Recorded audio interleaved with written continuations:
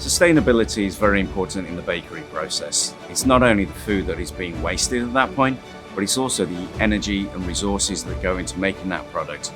Anything that we can do to minimize waste helps the overall effectiveness and productivity of the bakery and the efficiency of that line.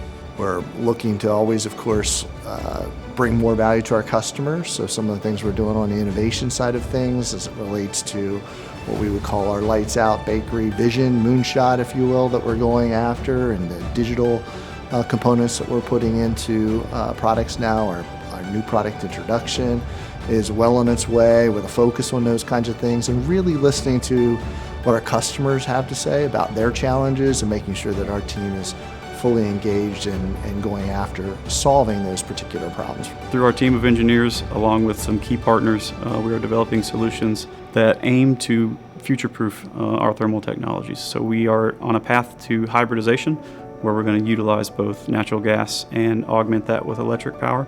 We intend to also offer a fully electric direct-fired continuous oven. In order to make sure our equipment is easy to operate, we go through pretty significant testing and validating with our customers any pain points they have experienced in the past and making sure we account for it in our user interface design to make sure that it's easy to read, easy to follow, and easy to understand.